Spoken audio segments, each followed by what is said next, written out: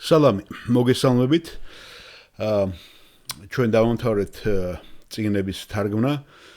და ცოტა ხანი შესვენებასაც ავიღებთ, იმიტომ რომ ბევრი არის რიგში დგას ერთი 4 წიგნი უკვე გამოსაცემად და მანამდე მინდა რომ გაგიზიაროთ პატარა ნაფიქრალი სხვადასხვა თემებზე. ალბათ ჩვენ რამოდენიმე ჯონ მაკარტურის ქადაგებასაც თარგმნით, ან სერიებს, ან ამოვარჩევთ თარგმნებს.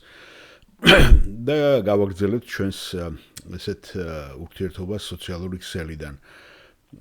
დღეს მინდა შემოგთავაზოთ ერთი საკითხი, რომელზეც მე დიდი ხანია ვფიქრობდი, ასევე მაწუხებს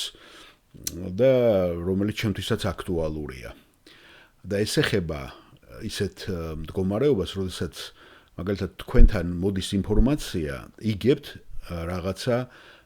საუბრის ნაწილს ან მოვლენას და ამ მოვლენაზე თქვენ აგებთ ვარაუდებს. მე მეგონა ან გონიათ, ვარაუდი ალბათ უკეთესი სიტყვა და ყოველთვის მახსენდება ჩემი საყვარელი ფრაზე, მე ბევრი ფილმები მაქვს ნანახი და ფილმებიდან მომყავს ხშირად გამონათქვამები და მომენტები და ორ ფილმს მოვიყვან აქედან და რა თქმა უნდა მე ბიბლიურ მაგალითებსაც შემოგთავაზებთ ასეთი არასწორი ვარაუდებისა. არის ესეთი ფილმი, მე მგონი ქართულად ესე ითარგმნება ალყა მეორე, რომელიც ხდება მატარებელში. ეს არის სტივენ სიგალის ფილმი, ალბათ გახსოვთ, პირველი არის გემზე, ალყა პირველი, Under Siege ესე ქვია მეორე. და იქ არის ერთი გამოთქმა, რომელსაც ეს ამ პერსონაჟი, ამ ფილმის უარყოფითი პერსონაჟი, ლიდერი ამ ბანდის აკეთებს, რომ assumption is mother all fuck ups. და ქართულად ეს ესე არის ცნობილი, მე პოსტიც დავდევი ამის შესახებ, ვისაც გინდათ ნახოთ. ეს არის ცნობილი ინგლისური გამოთქმა, დაუსაბუთებელი ვარაუდები ყველაზე დიდი შეცდომის მიზეზია. ეს ძალიან კულტურულად რო დაუშვათ წარმოვთქვათ ეს. კიდევ მეორებ, დაუსაბუთებელი ვარაუდები ყველაზე დიდი შეცდომის მიზეზია. უფრო თავისუფლად, აი ეს უკვე ხელოვნური ინტელექტით დავიხმარე მე, ვარაუდი ყველა დიდი შეცდომის სათავეა. უსაფუძვლო ვარაუდები ყველაზე სერიოზული შეცდომამდე მიგვიყვანს. ვარაუდის საფუძველზე მოქმედება უბედურების საწინდარეა. თუ გსურთ შეინარჩუნოთ ორიგინალი უხეში ჟარგონული ტონიო, შეიძლება ასე, ChatGPT მოგვაწოდა. ვარაუდი ყველა ჩასვრის დედა, ჩაისვრება, ხო? გაფუჭდება საქმე. მე კიდევ შემიძლია ბევრი ქართულადაც იმას მექნა. ჩაფლავების სათავე ესე. და ეს გინებასთან არის ხომ ეს სიტყვა fuck up-ი ამასთან და ქართულად, ამიტომ ცოტა ძნელია ამის ადეკვატური. კრახი სერიოზული არეულობა. და ამან გამახსენა ასევე ამ ფილმში ეს როდის ხდება, იცით, როდესაც ეს ლიდერი ეკითხება თავის ქვეშემრდომებს, ნახეთ თუ არა ფიზიკურად თქვენი თვალით რომ მოკვდა სტივენ სიგალის გმირი. როდესაც ისინი ამბობენ ამტკიცებენ რომ ის გადავარდა მატარებლიდან და მაშინ ამბობენ ისინი ჩვენ assumption, ესე იგი we assume და ის ამბობს, ესე იგი ჩვენ ვივარაუდოთ, ჩვენი ვარაუდობ და ის ამბობს რომ ვარაუდი ეს ინგლისურში ცნობილი გამოთქმა, ვარაუდი აი ამ ყველა შეცდომების სათავეაო. და ძალიან დასაფიქრებელია ხომ ეს. მეორე ფილმი, რომელიც მე გამახსენდა ამასთან დაკავშირებით არის, ესეც ცნობილი ფილმი არის, ქართულად Pulp Fiction-ი ცოტა ძნელი სათარგმნია. ალბათ მიხვდებით რომელ ფილმზეა ქართულად, ძალიან ესე ითარგმნება. შემიძლია მოვიძიო ეს და გითხრათ ახლავე, როგორი თარგმნება ეს, ზუსტად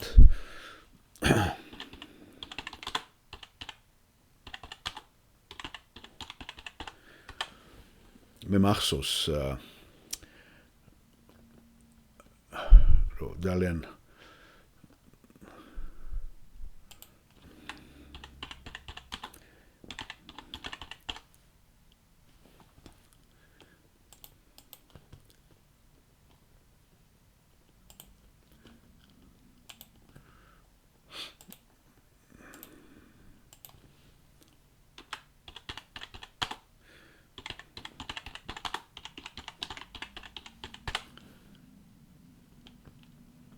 მაკულატურა. ეს იყო გადათარგმნილი მაკულატურა, რომელიც ძალიან არა იმას იძლევა, ხო არასწორ იმას იძლევა, რა ქვია, წარმოდგენას, მაგრამ იქაც არის ესეთი მომენტი, არ ვიცი თუ გაქვთ ეს ფილმი ნანახი, და საინტერესო მომენტია ძალიან, როდესაც ორი გმირი, ხომ, ესე იგი ჯულსი და ვინსენტი იხილავენ ერთ-ერთ ჭორივით მოვიდა მათ ყურემამდე, მაგრამ იხილავენ რომ მათმა ბოსმა იმის გამო რომ ტონი როკერო მე მგონი თუ არ მეშლება ეს გვარი ან ტონი როკამერა მე მგონი იაპონური გვარი არის გმირის რომ თითქოს და მარსელას მათმა ბოსმა ეს ტონი გადააგდო მეხუთე სართულის ბალკონიდან თუ არ მეშლება რომელიც მე დაეცა სათბურს იმის გამო რომ მის ცოლს ფეხის მასაჟი გაუკეთა და ეს ტრიალებს ეს ჭორი და ისინი ამყარებენ ამაზე აგებენ ვარაუდებს და გადიან რომ ეს ექსტრემალური იყო და არჩევენ ამას მაგრამ მე ჩვენ ვიგებთ რომ მარტო ამისთვის არ გაუკეთებია მარსელას ამას უკვე მიაეუნება ვინსენტს გასოთის ცნობილი ნარკოტიკის ზედოზირების ქვეშ რომ მოყვება და სახში რომ მიაცილებს მე ამას ეტყვის რომ შერაგონიაო მარტო მაგისთვის შეიძლება ქმარმა ეჭვიანობა გასაგებიაო მაგრამ ამის გამო გააკეთა ანუ ამ ტონის კიდე რაღაც შეცდომები ქონდა რომელიც მე დაიხვია ესეც აი კარგი მაგალითია იმისი რომ ადამიანები ესე ვთქვათ განსაკუთრებით მაშინ როცა ზეწოლის ქვეშ არიან და საქმე ეხება დაუშვათ სიტუაციას როცა შენ ვერ ხსნი ამ მოვლენებს ან არ ეგაქვს მისასვლელი და საშუალება რომ გაარკვიო პირველ წყაროსთან და მაგ დროს აგებ ესეთ არასწორ დასკვნებს გამოგაქვს ესეთი არასწორი დასკვნები და აგებ ეს არასწორ ვარაუდებს და იქიდან მე დასკვნებიც გამოგაქვს და აი აქ სხვათაშორის სოკრატეს მეთოდს ხმარობენ როდესაც ეკითხება ჯულსი და ვინსენტი დაკითხვას აწარმოებენ ერთმანეთთან და გახსოვთ ცნობილი სოკრატეს ეს მეთოდი როგორი იყო როდესაც ვინმე რაღაცა ვარაუდს გააკეთებდა ის ყოველთვის იწყებდა ამ ვარაუდის გამოკითხვას და მისი ცნობილი სამი საცერიც გახსოვთ და ძალიან საყურადღებოა, იმიტომ რომ ერთ-ერთი ბრძენი ადამიანი იყო, ხო, რაც კაცობრიობას ახსოვს. და აქედან გამომდინარე, ჩვენთვის პრაქტიკულ ცხოვრებაში ძალიან გამოსადეგია, რომ ჩვენი ვარაუდებით და მეც მომსვლია ეს, ჩვენი ვარაუდებით, ჩვენი წარმოდგენებით და წინასწარ წარმოდგენებითაც მომოქმედებ ჩვენ ხშირად. და უცებ როდესაც რაღაცა დაემთხვევა, განსაკუთრებით ისე დროს, როცა მაგალითად ადამიანი ნაწყენი ადამიანზე და ის არასწორად მოაქვთ, იმიტომ რომ ნაწყენი ადამიანი ყოველთვის არასწორად მოიტანს ინფორმაციას და ყოველთვის დააკლებს იმ თავარს, რის გამოც დაუშვათ ეს მოხდა და ჩვენ მარტო მოგვიტანენ ფაქტს. მაგალითად როგორც მარსელას ვალესის აფეთქების ფაქტი მოუტანეს მათ ამ ქვეშემდგომებს და უკვე ამათმა ააგეს არასწორი ვარაუდები და არასწორი დასკვნები გამოიტანეს, ხო?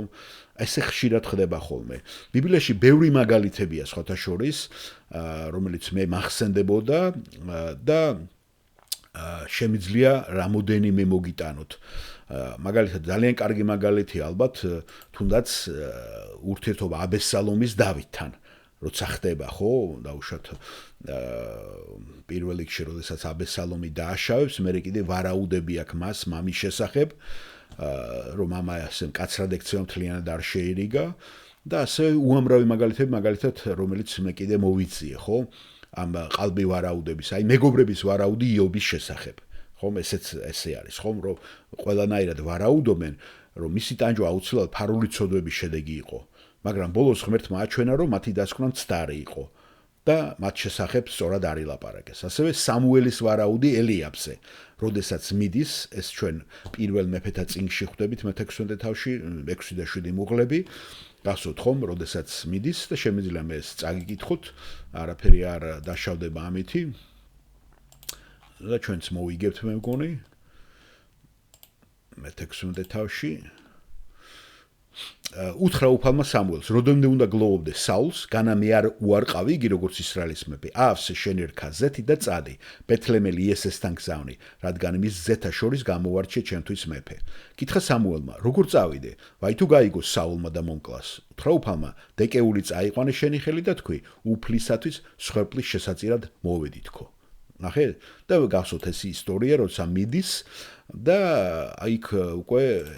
აპირებს რომ დაასხას და გამოარჩიოს მეფე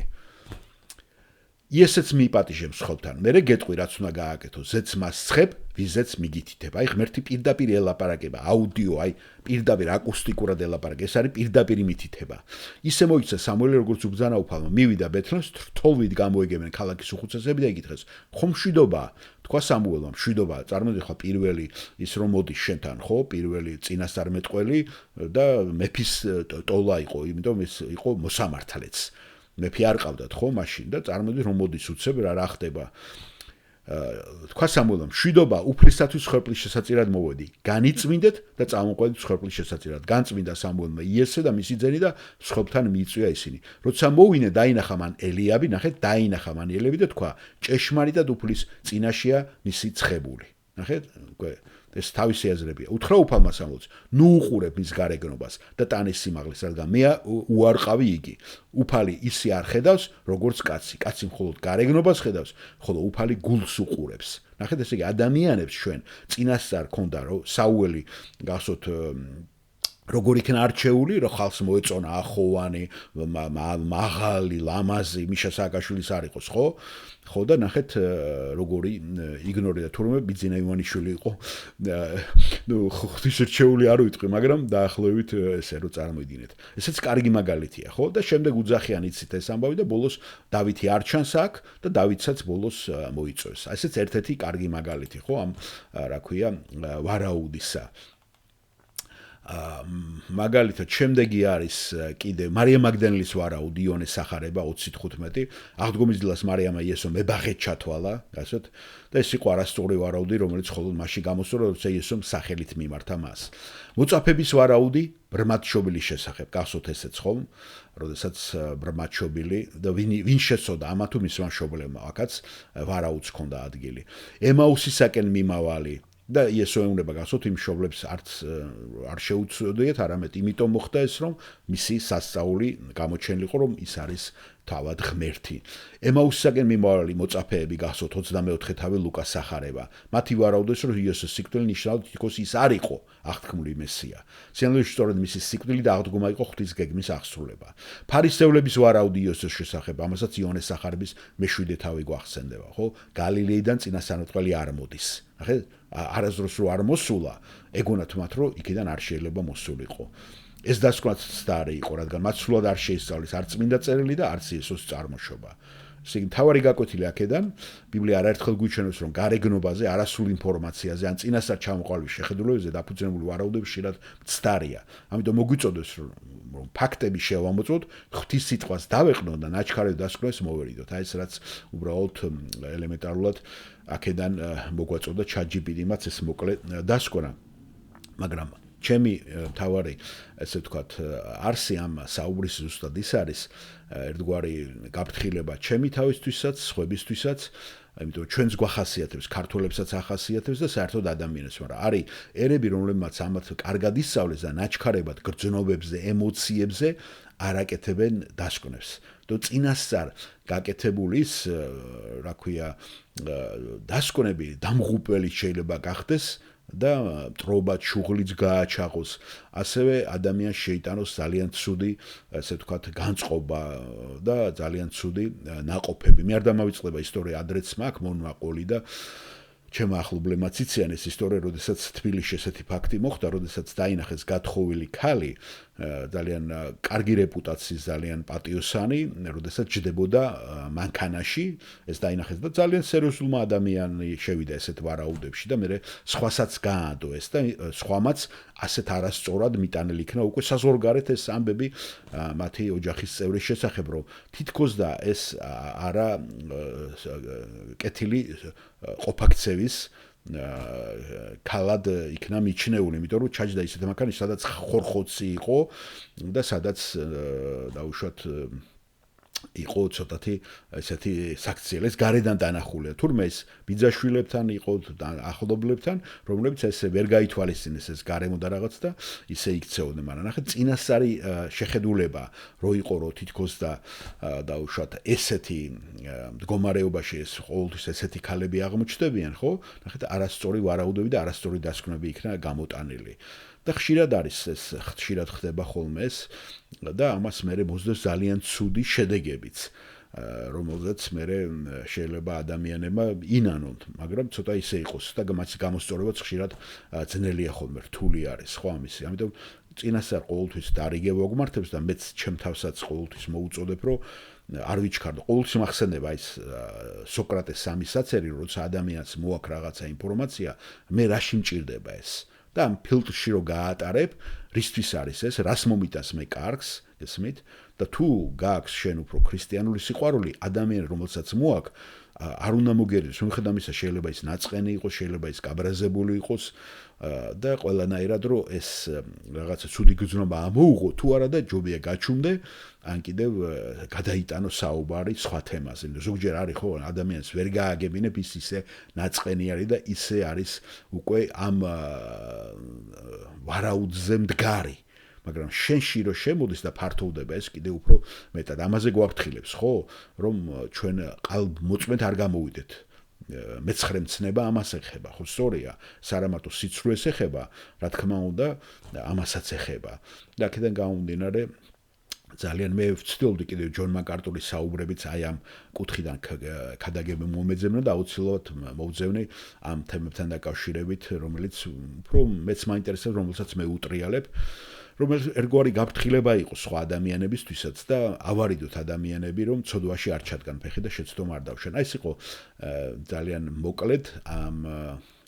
თემის შესახებ რაც მინდოდა რომ მეთქვა. მადლობა კიდევ ერთხელ მოსმენისათვის.